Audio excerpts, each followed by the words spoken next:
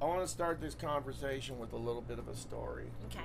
Many moons ago, you came to town with Korn and Disturbed, and I watched your performance, and then I went out front, and you guys snuck around the back, and I saw you out there, and I said, Maria, that was incredible. Can I have a hug?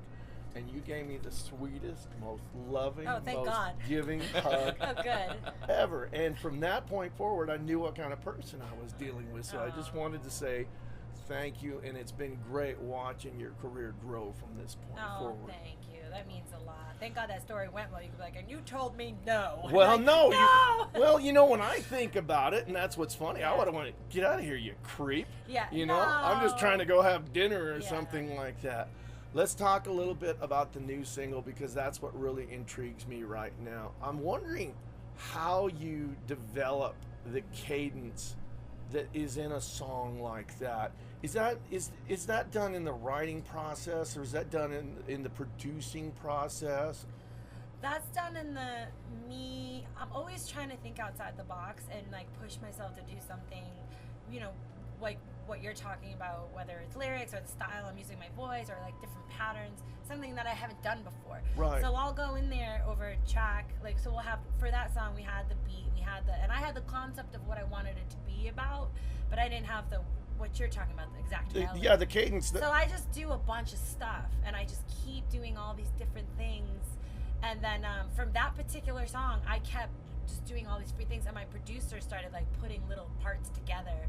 And then, you know, we listened to it, we loved it.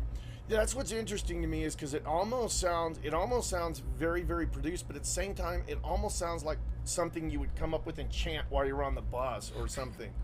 Yeah, I mean, he's an amazing producer, Kevin Churko. Yeah. You know, he's really special, but we just work really well with him, and you know, we always like it to have that produced, really glossy 3D feel, but at Right. the same time have a raw intimacy as well. So it's like we're always trying to find that balance, you know. Right, you feel like you've got a message that you want to get out, and this is just a filter that you've got to go through with Right, it. how they hear it.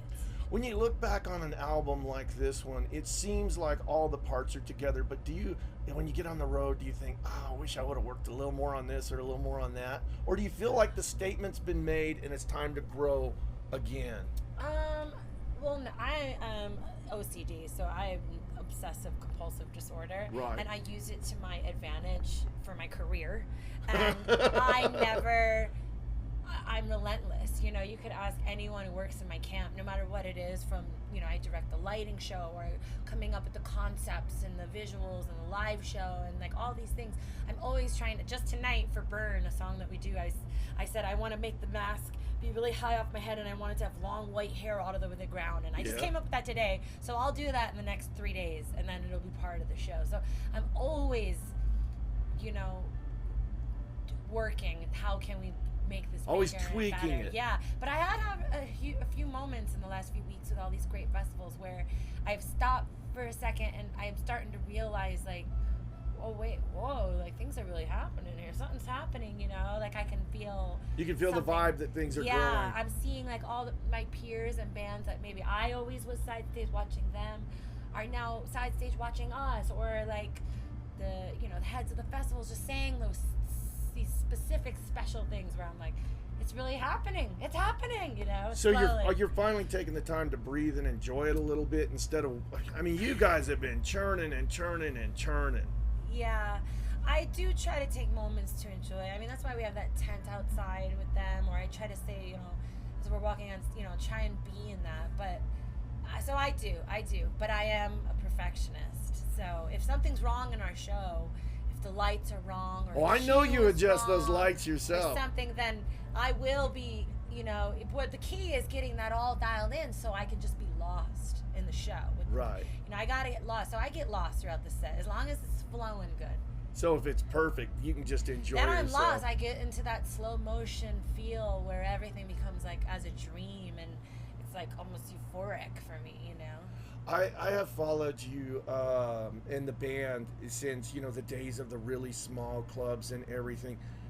How is it feel to be like the go-to female vocalist for the duets and stuff now? Which of course you're going to probably do Right. Gravity later with Jacoby. Yeah. How does it feel that you're the first number that they dial? You know, it's an honor. Like I said, I think that's kind of part of some of the realization I've been having lately with some of these bands.